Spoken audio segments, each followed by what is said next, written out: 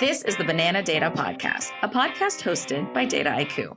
I'm Trevani. And I'm Chris. And in our bi-weekly episodes, we'll discuss the good, the great, and the ugly of AI. If you're craving even more, check out our 15-minute Banana Bites discussions on Data IQ's LinkedIn and Twitter every Wednesday at 2 p.m. EST. On today's episode, we're speaking to Oscar Wahltinez, engineer at Google and board member at FinMango, about his work on the COVID Monitor project, the value of data transparency and access for all. Hi, Oscar. Welcome to the show. Hi, it's a pleasure to be here. So, Oscar, before we dig into it, can you tell us a little bit about what is the COVID Monitor project and what's your role in it? The COVID Monitor is a joint venture between FinMango and Florida COVID Action. And the main goal was to, or still is, to track data around schools and the school reopening. And I'm not talking just about epidemiological data, number of cases and so forth, but also things like how many students are actually going physically into the schools, how many students are online only, how many schools are doing some kind of hybrid model. The main goal of the COVID Monitor is to track all that across all of the school districts in the US, which are 13,000 of them. And my role within the project, as part of FinMango, I am the technical advisor. It seems like this type of endeavor is going to work pretty well if we have power in numbers with these various different avenues of individuals possibly crowdsourcing for self-reporting. What was one of the challenges to getting the word out there to help individuals feel like they're contributing to this greater good? And how did you overcome that? Yeah, that's a very good question. So we initially tried to solve this problem in the most automatic way possible. Very quickly, we hit a wall there. In many cases, because the reporting is simply not there, non-existent. So we have to rely exclusively on self-reported data. In many other cases, the data is published in ways that is just very difficult to handle automatically or electronically. Sometimes you have like a PDF file and the format changes every day. So might as well, you probably spend less time if you copy the numbers manually as opposed to trying to figure out some kind of automatic solution. So it was very crucial as part of this project to make sure that we had enough people that could help this crowdsource effort. We tried to do a couple of calls for volunteers that had mixed results. The quality of the volunteers was very variable. A lot of people are very, very eager to start. And then when they realize it's very grinding work, and in many cases, you spend more time looking for the numbers than actually copying the numbers, many people just fall off. So fortunately, we had the help from FinMango, which has a huge pipeline of volunteers, and they put a lot of their efforts into this project. So they diverted from a lot of different projects they were working on, all those volunteers, and they moved them onto this project. And that's how we were able to get things off the ground very quickly. We're still in the process of trying to recruit more volunteers, and we're trying to get people from different backgrounds, because right now it's very one-sided. We have all the people that are as part of FinMango, but obviously that's people with a specific background.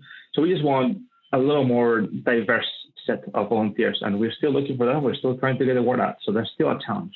Yeah, so it sounds like this is a pure data problem, not in the fact that the data doesn't exist, but that it exists in all these multiple forms, and you guys are trying to figure out the best way forward. And something you said about it'll be faster to just manually enter the numbers, that, I think that resonates with a lot of people in the data science space, especially when you're dealing with this kind of really messy, unstructured stuff that changes day to day. Chris and I have had previous conversations about, sometimes it's just faster to do it the raw manual way than it is to do this custom code. So I think what you're saying really resonates there.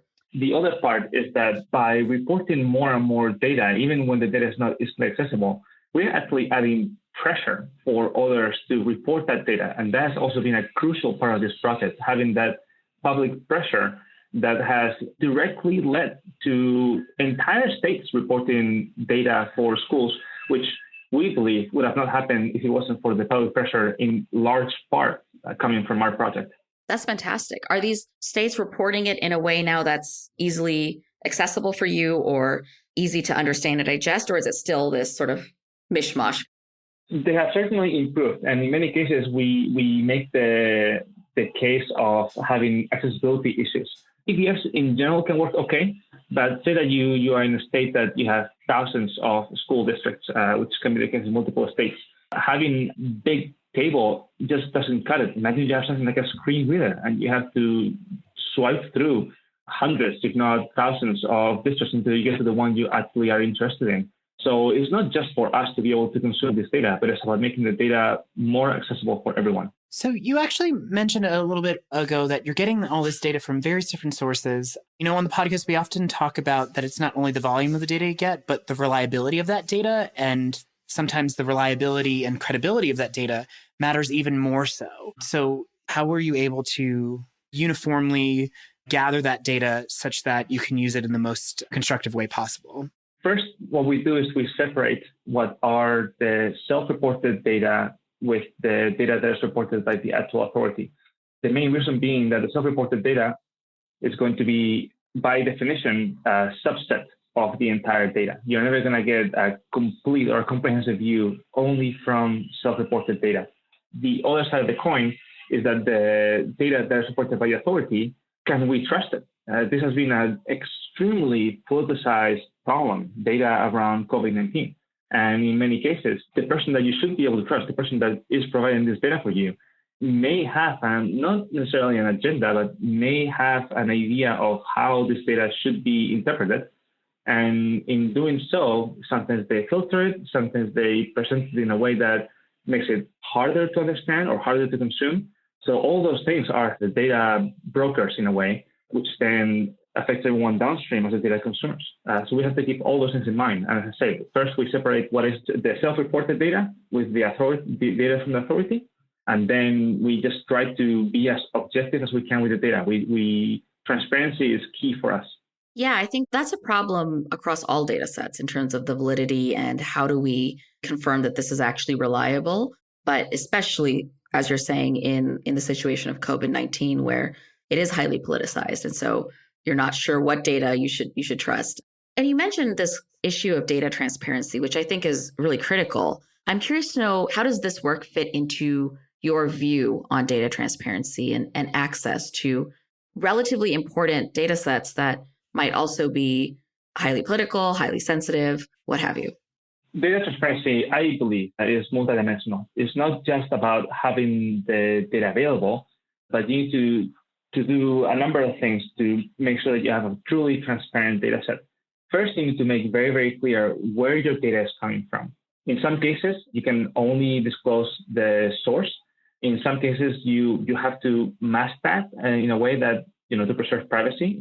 We are talking about self-reported data. You can't mention people by name or say specific schools, right? We agree by a school district because when you are talking about very small schools, sometimes that's sufficient to identify an individual. So we have to be very careful about that.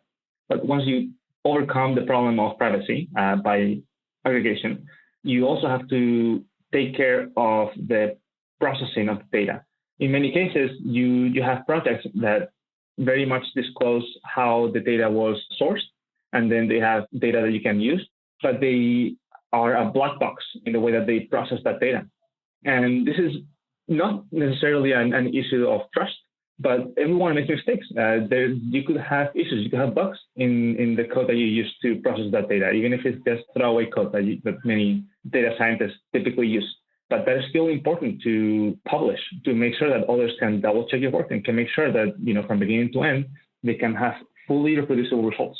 So that's one key tenet for us. And that's why all the code that we use for our data sets, it is fully open source, and you should start with the same inputs, use our very same code, and you should run the exact same outputs that we publish. I think that's a really interesting part of this, the reproducibility of a public data set like this. So often we take it at face value that the WHO put out this data set or so-and-so gave us this data. That must mean it's true. So I really appreciate you guys sharing your code and being able to share your process.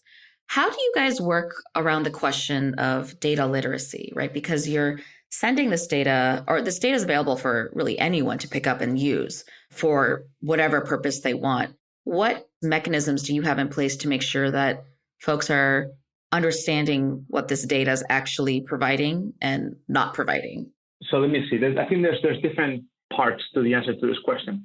I think data in itself, and this is what I'm going to say is quite controversial, data in itself is useless. What is important is how the data comes across. And for that, you need some way to display this data. Generally, it's about data visualization, although that doesn't sound like a very inclusive term, but that's what the industry uses, unfortunately.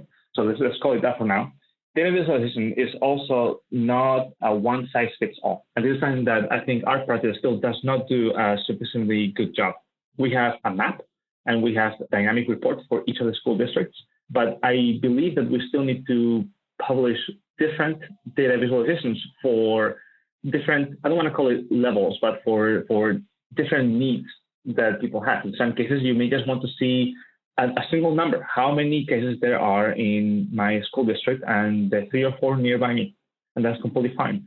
In some cases, you may want to see some kind of bar chart or a line chart that shows the historical progression of those cases, and repeat this by a number of times until you have covered as many of those use cases as possible. And I think we still need to cover a lot more use cases. So to answer your question more concretely, the way we tackle this, or the way we hope to tackle this, is by having a big breadth of different visualizations and different ways to present this data, because we don't think there's a one-size-fits-all approach. So it sounds like with the use of the data in this fashion, there's going to be a lot of immediate impact of the work just by virtue of answering a lot of these questions with various visualizations and so on and so forth. But how do you feel like this is also going to impact the future for long-term impact, where the availability of this data and the code and everything else is going to impact future endeavors? I think on one side, we are educating people into making data-driven decisions, making informed decisions. And I think that's something that we, as data scientists, this crowd takes for granted, but a lot of people don't have that mindset. So I think that one very positive thing that has come out of this is that people now put a lot of weight and a lot of importance into looking at numbers and looking at data and making decisions based on that. And I think that's super, super important. So at the very least, I think in the long term, that's going to change, or that has changed, obviously not for everyone, but for, in my opinion, a lot of people. Then at the same time, as we continue to aggregate data, because this is not a weekend project, this is an ongoing thing. And every week there are new schools that are opening, new schools that go from hybrid to in-person only or the other way around, and the data continues to change. So we're going to continue to aggregate more and more data, and we'll be able to derive, or we'll be able to figure out more of these correlations that are currently hidden, because at the moment, I don't think we have enough data to be able to have a very clear picture of how schools reopening are affecting the pandemic. Even though we've already seen some early studies and some people are already making their own conclusions, I believe we still need a lot more data to be able to make a fully informed decision.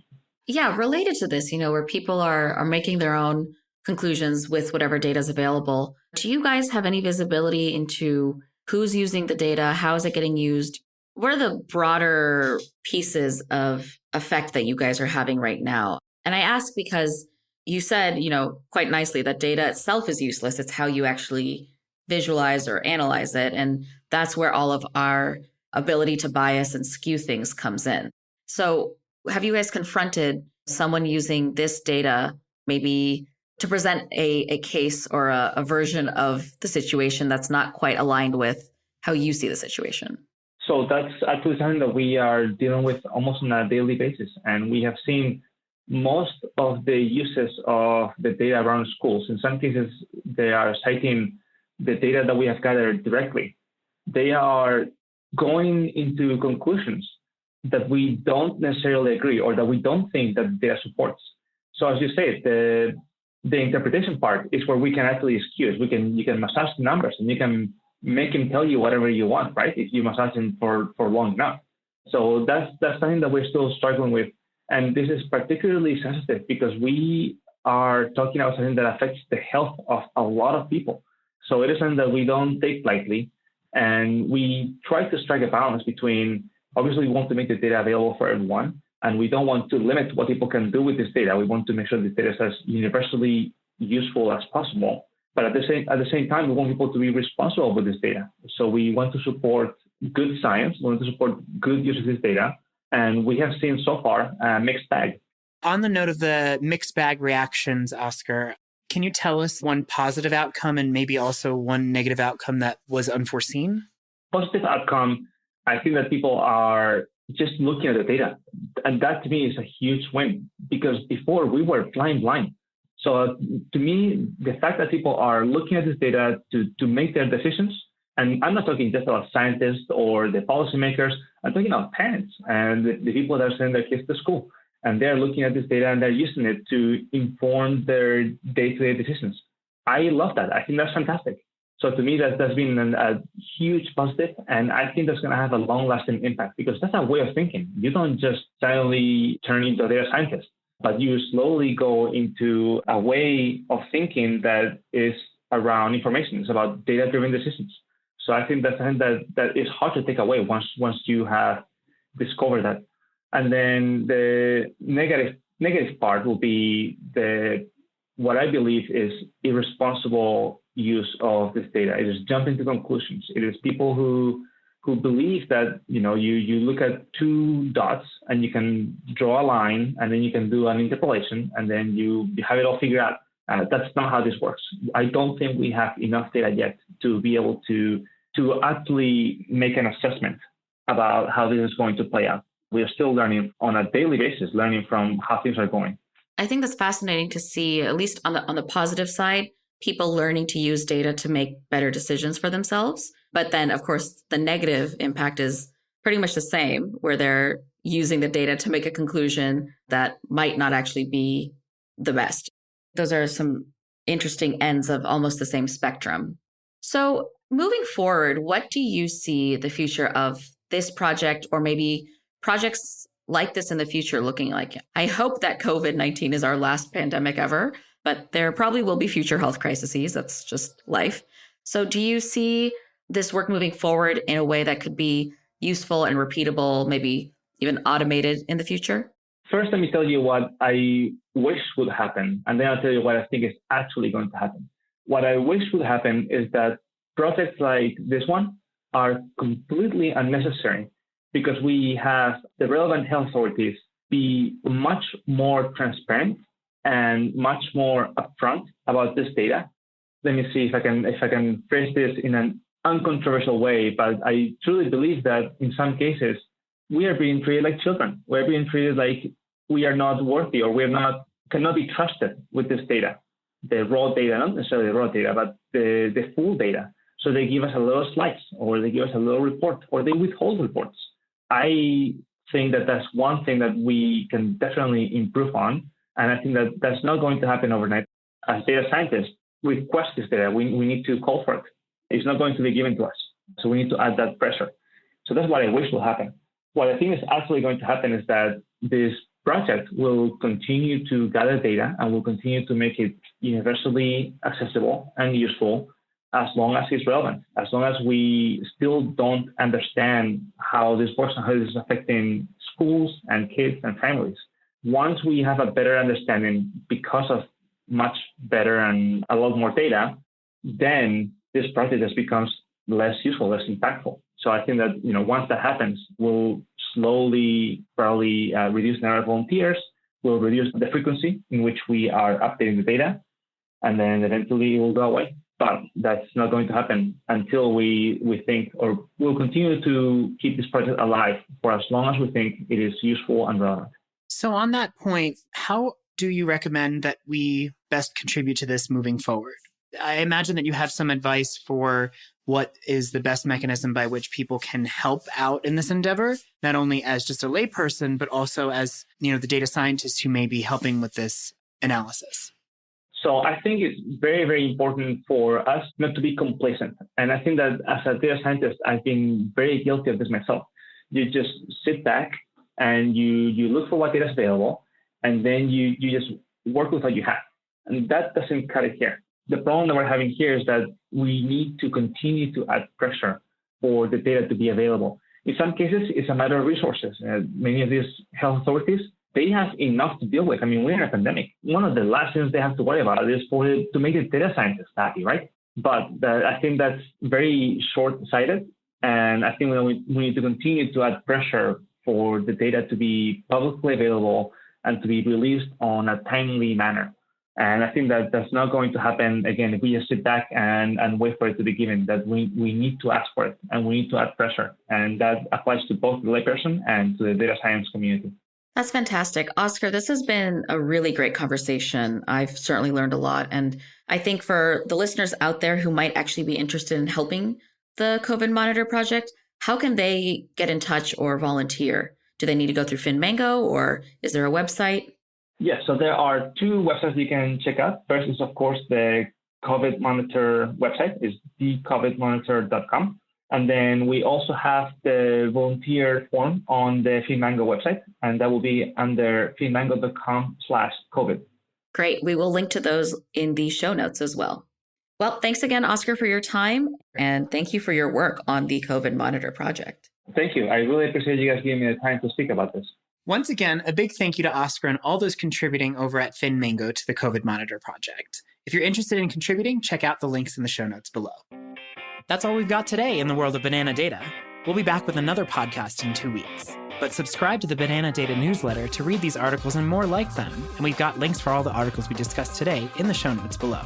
Until next time.